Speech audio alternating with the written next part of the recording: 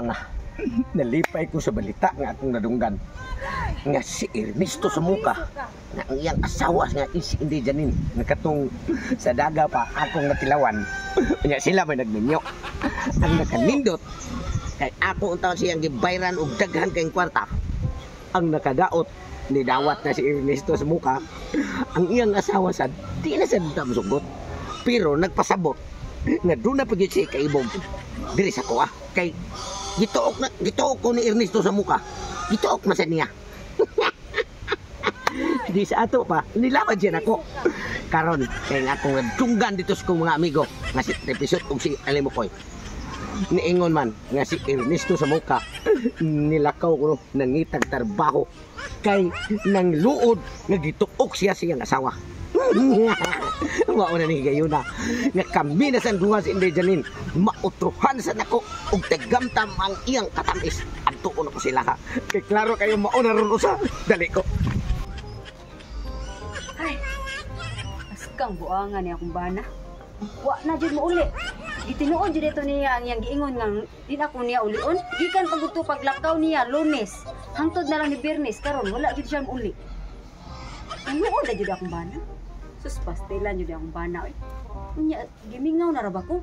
Kay nindot unta to karon Biyernes. Muuli siya kay ugma habaldo na gimingaw ko niya. Pastilan, wa ra ba ko uli ah. Pertin na akong hidlawa to niya. Bati gid akong bana eh. Nang luod jud maayo kay ako kuno gi. Kuan si tutong-tugsok ko no. Kay pagtuok niya na tutong-tugsok siya pag kuno akong gituok. Nagtuo siya akong gilabanan sa tutong-tugsok. Ah, buhan. Ay. Ay, swerte.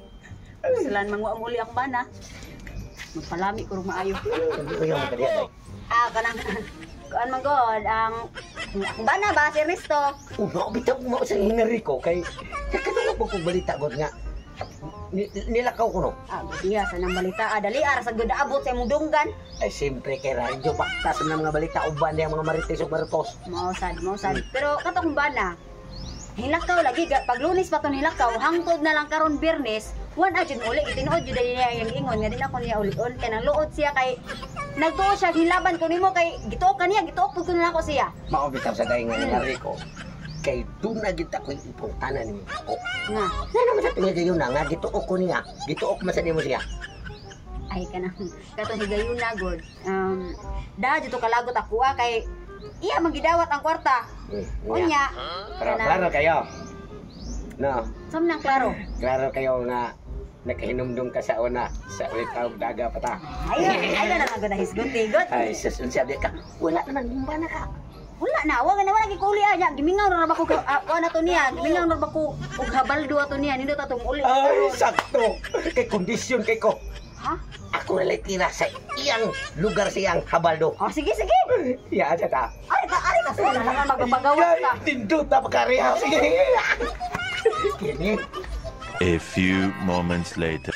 Diri ba? Asa naman ka? Agay hindi na ko lahi. Sige na god. Di na lagi ko kay. Sarong ka. Sus. Habi na ko sakto giningan ko kay ka. Dili balik. Akaya di na lagi ko. Unsay di na dili lagi mahitabo kay wala ko les umana gikan mo to pag Lunes hangtod sa Biyernes. Sakit ka. Gimingaw gidla ko baayo diri ba? Kaya nangalungkot ako kaya.